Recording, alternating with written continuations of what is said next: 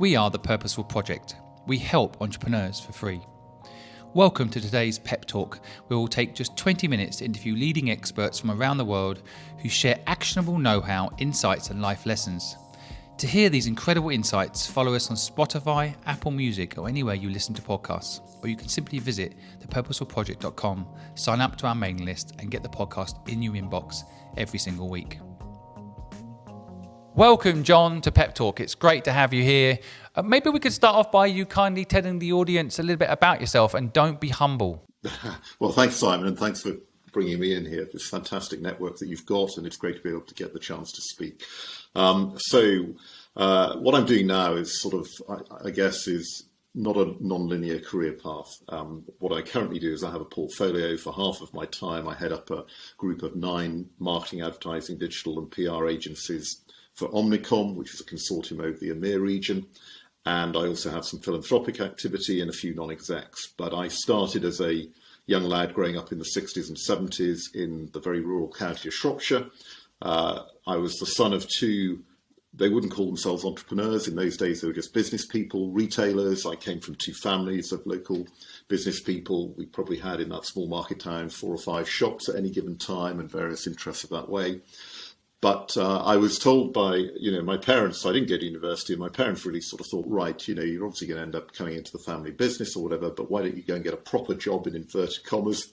And so I went into banking for a few early years, just a couple of years or so, but actually got thoroughly bored with it. So took a complete left turn, went into the army, got a commission, became army officer, spent 10 years there as an infantry officer, and got a real sense of my purpose there. And then came out almost 30 years ago, frighteningly, and went not back into the financial sector and banking, which a lot of young captains did in those days, but chose to go into the interface between business and society, really looking at the way in which business has a responsibility to play. And over that period of time, probably the next formative period was 10 years as the Prince of Wales's Managing Director of Responsible Business Programmes, working with some of the biggest companies in the country and internationally to look at their impact on society, engage them around key issues. And then in 2009, decided to stop that, tap my toes in front of the Prince of Wales, said I was resigning to set up my own business to go beyond what was then called corporate social responsibility into ethical purpose. And I was very fortunate he became my first client. We moved on, built a business with some big global clients, and then exited that in 2017 to move into Omnicom. So a somewhat strange route to get into the marketing and PR and advertising world, but it's all based on ethical purpose, focused communication, basically, and that's me. Wonderful. I love your history, and I just want to dive straight into purpose. I mean, I didn't find my purpose until I was in my 30s, and even now when people talk about purpose, it seems to slip off the tongue, but I know it's not an easy thing for people to find. I know that a lot of people want to find it. So give us your take on purpose. How do you find it? What is it? And how do we avoid it not becoming, I guess, just a kind of buzzword as opposed to having real purpose, ironically? Yeah. Well, Simon, you're very true. I mean, actually, what I'm really impressed by nowadays is that I see younger people, younger colleagues and others coming out of university or school or whatever in their early 20s, and they're already thinking about their purpose in life. They're looking at how they commit their time in the most purposeful manner with respect to how they commit around things that they believe will be part of their legacy and where they want to put their time and effort. I wasn't like that. I don't think we really talk in those terms at all. And it was only really looking back, and I can come on to when exactly I started doing that I could see that when I had a sense of purpose and that was aligned with the organisation and I was good at that, it meant that I was far more successful. People around me were happier working with me. The people that I answered to thought my performance was great. And it made me analyse really that purpose was a key motivating factor for getting the best out of me and the best out of others. And then also I sort of distilled it down and thought, well, what does that actually mean? Because I'd had that sense over a wide variety of roles, from being in the army to being, working for the Prince of Wales, et cetera, et cetera. And so it was quite late that I really sat down and started to think about it. It was probably when I was setting up my business in 2010, because obviously going out and looking at how one engaged clients and what I was offering was quite unusual. So, if I look at that, I was probably in my late 40s and I was thinking, well, what is it that I'm offering as a product in the first instance? And I'd been very well known for the previous sort of decade or so of being able to activate ideas, really had a great reputation for creating ideas into long-term purposeful programs. And so it was developing what the services for the business were that made me think about my own purpose, because that was so critical to both enjoying creating the business and pushing it on. And that became purpose. It became the language. We weren't talking about purpose in 2009, 2010. We were by the time we got to 2015, 16. So I then wrote a book called The Power of Purpose in 2016. It was published in 2017. It's still available, actually, funnily enough. It's on a basement bucket on Amazon at about $2.99 now. But there's some wisdom in there, not just from me, but from people that we'd worked with in the business, people like Richard Branson, Paul Polman of Unilever, Sir Mike Rake of BT, Dame Cilla Snowball of AMV BBDO, some really significant people, and my observations. And, got to number 3 at WH Smith's, Forbes top 15 leaders read, and that was great. And then the market exploded, actually. So lots of companies started coming around my own agency and thinking, we're being asked by our clients as to help them define their corporate purpose. And also there's a lot of people talking about the individual sense of purpose in the world. And so that really has been an explosion, in my view, in the last 4 or 5 years. Now, I know you have a new book out that talks a little bit about, I guess, the other side of it, right? So your first book is about, I guess, helping people understand maybe how to find their purpose. And then this new book talks about how we better not just kind of create fake purpose, I guess, is my take on it, but my layman's way of explaining it. But why don't you tell the audience listening a little bit about what you're trying to do with your new book? Yeah, no, thanks, Simon. So yes, Power of Purpose really was very much defined about individuals finding their purpose and being able to express it through their businesses or through their employment. And this is a critical factor in society, because we all want businesses to be prosperous, but we want the best businesses to prosper. If you think about your children going in to become employees, you want them to be there and there on their merit, not on what they look like and things of that kind. And then we had this explosion, and it's very interesting, going from where I had been strategic counsel for businesses about how they treated people, how they created a purposeful business, went into the marketing, communications, advertising, etc. space. And this isn't criticism at all, but there was a great flood of activity. There is a great demand coming through that space. And by accident more than design, it's a great risk that if we don't get the communication of purpose and the development of purpose right, then it will run the risk of becoming what we used to call around the environment campaign, which was greenwash. It could become purpose wash, where companies simply adopt the next campaign, say things that aren't true to what they're doing in their business. So actually, I and a colleague of mine in the space created Truth Be Told, which was actually launched just a few days ago. And Truth Be Told actually is about how authentic marketing based on a human truth and purpose actually wins in the purposeful age. And what it really does is it addresses the dilemma of businesses wanting to do things and perhaps expressing through their communications activities that they aspire to, but then getting called up with the fact that their own behaviours are not as good as what they're actually talking about. And we as communicators in the middle of that, we have a responsibility, I think, to preserve the reputation of the business, not to hide things, but to help them move on that journey and be very authentic about what they're communicating. So that's what Truth Be Told is about, and it's been getting some very good responses to date.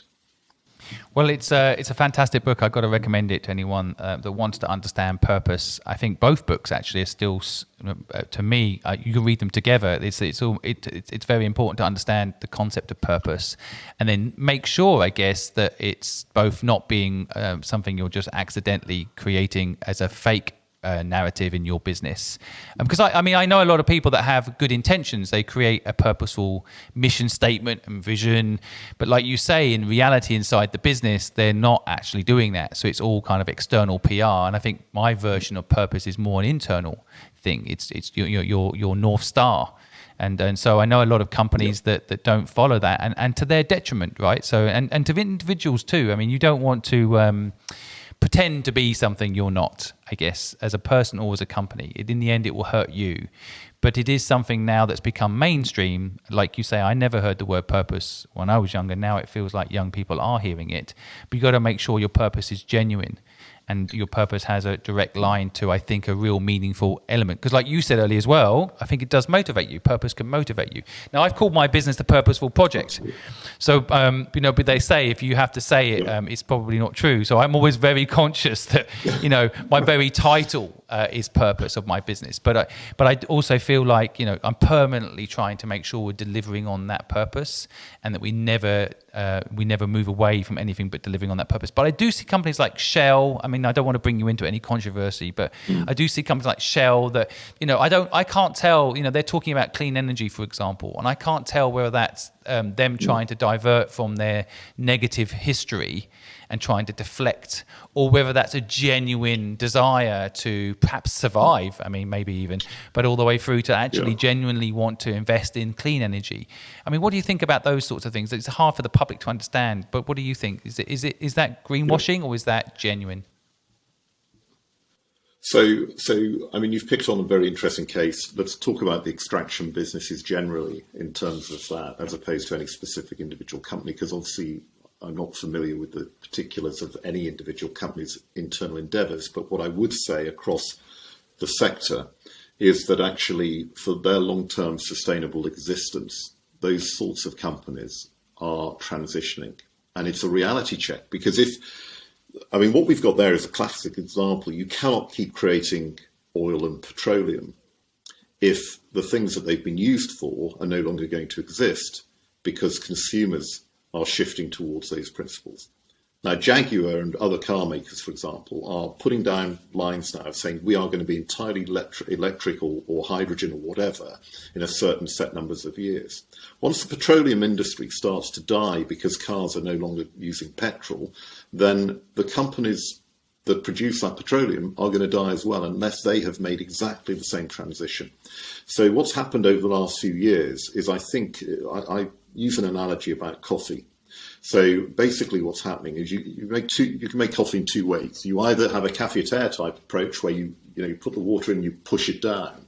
Now, push down tends to come in this sort of regard from government and things of that kind. So governments and other top-down influential organisations will start to legislate against certain things. They'll start to incentivise other things like energy, etc.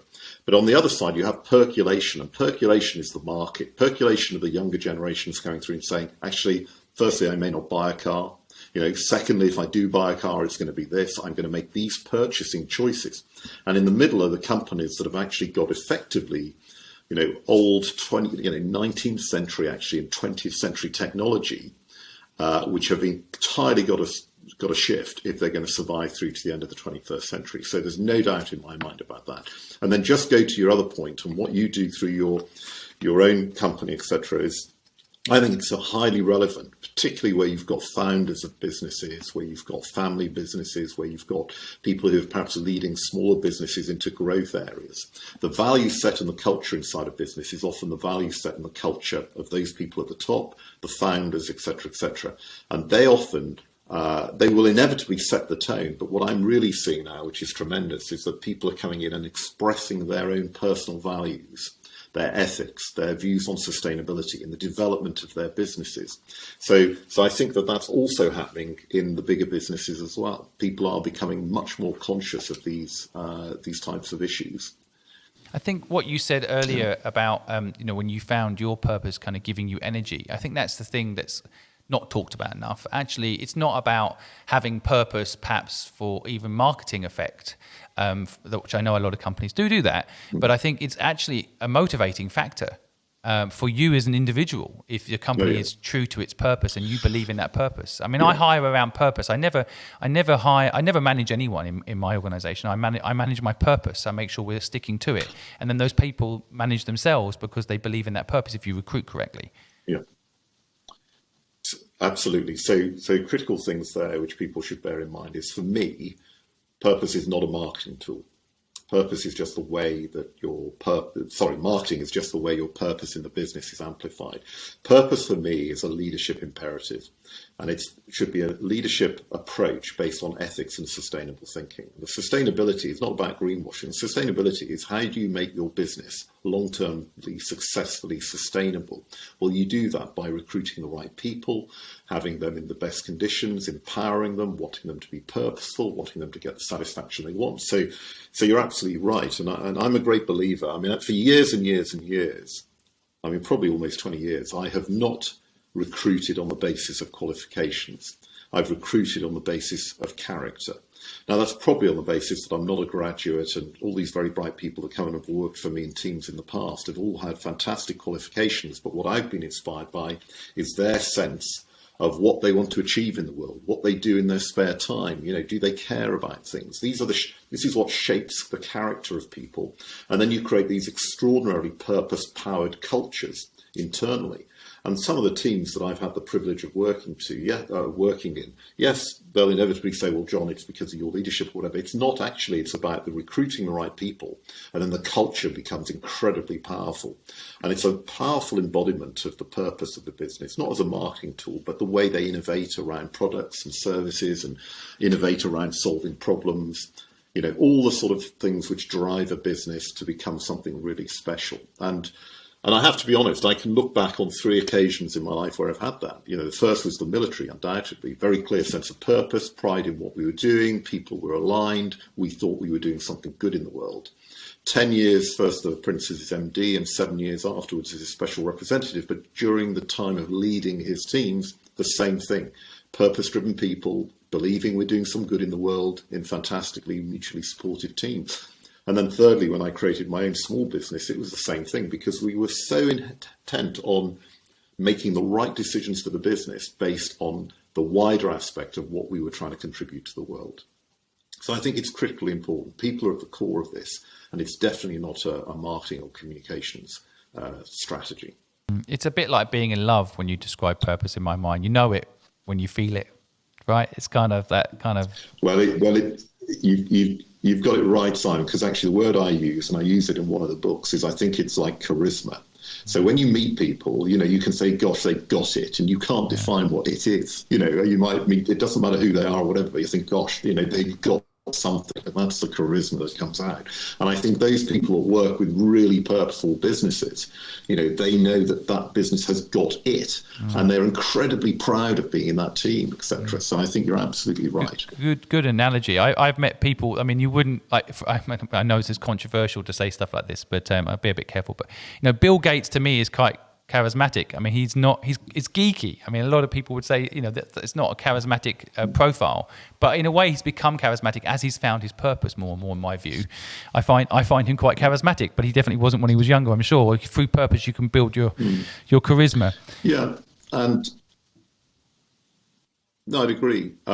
You know, I think actually, I mean, it's an interesting thing about characters, because people obviously, you know, character is shaped by experience. So there's undoubtedly, you know, you might become more charismatic as you get on, or you might be incredibly charismatic when you're younger and then be shaped by circumstances that perhaps take the edge off it or whatever. I think it's something that changes consistently, but at the core of that, you've got to have a set of values and authenticity about what you are. I mean, we hear a lot about, you know, being the true self. And I would advocate that, as long as, you know, you hope that the true self is a good self. You know, I mean, you know, there are constant instances where true self comes out through personal branding and upsets actually what the facade has been. And it's exactly the same with business.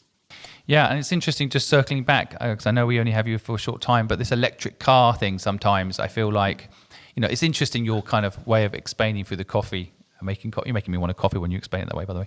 But the way that the whole top-down model versus bottom-up model. But electric cars is, in my view, a consumer-driven initiative, because a lot of the car companies they didn't want to change.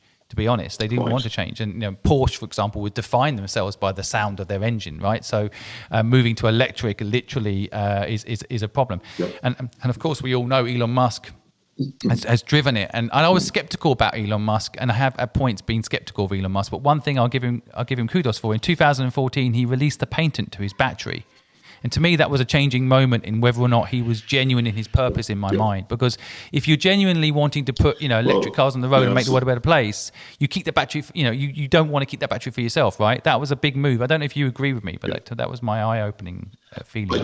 I do, and I think that the other example that actually, which people don't remember, was that people don't remember how the crossover seatbelt came about.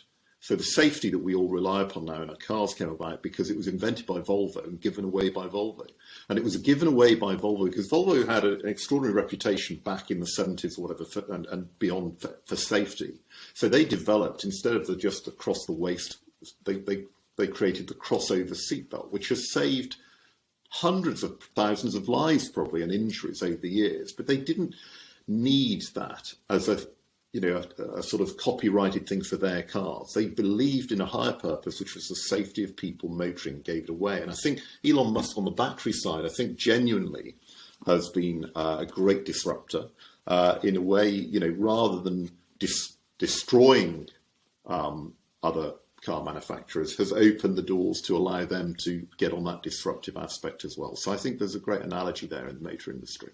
I didn't know that about Volvo, and it's interesting because, of course, Volvos in my mind are the safest car on the planet, and of course, if they owned the seatbelt as a trademark, then they would have one more thing that made them safer than anybody else, right? So that would have given them more market share. But I think it's also about legacy. We're starting to get into that word a little bit when you talk about this. In my mind, and that's the other learning I think for my listeners, maybe, that purpose isn't just about giving back in a selfish endeavor. If you leverage it properly, it can leave a legacy, right? And that's all you can really leave behind anyway. Well, it's both a legacy, but also I have to say, if you think purposely around it, I have another saying that I keep banging on about: don't try and sell something, try and solve something for people. Okay, so if you think about all the needs that we have, from being fed to being entertained to being kept healthy to being transported, etc., you're not trying to sell a product, you're trying to solve that human need. Now, if you approach your business in that way, and it doesn't matter what it is, then that frees you from the product and sort of static service delivery. It makes you feel much more focused about what the person is that you're trying to solve the problem for. And that therefore means that you create innovation in your products and services. It means that you actually think, like Volvo or others, well, this is something we can afford to give away because we're more concerned about the people we're trying to solve the problem for than we actually are concerned about just holding everything close to ourselves. So I think if you can free yourself from that old thing as well, businesses can become extraordinary.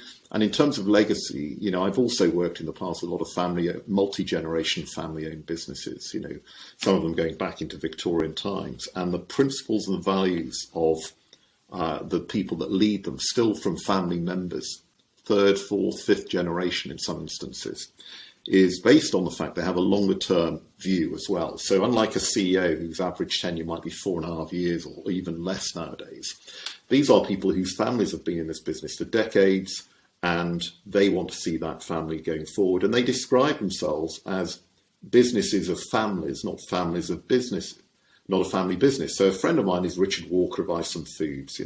We do a lot of stuff together, and Richard describes this in his thinking, because his father, Sir Malcolm Walker, set the business up 40 odd years ago. And there are people working in the stores today whose parents and grandparents worked right at the start. And I think that's a fantastic legacy.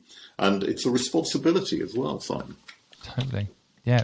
Totally. It's well, look, I could talk to you forever. I would like to have you back on the Purposeful Project podcast, because I also want to get into the details of your life experience and what you've learned building businesses, being involved in building other people's businesses, and in the army. I've got to know you personally over the last few months. I really love all of your insights. So that I'd love to have you back, and we could share your story. And so look forward to that.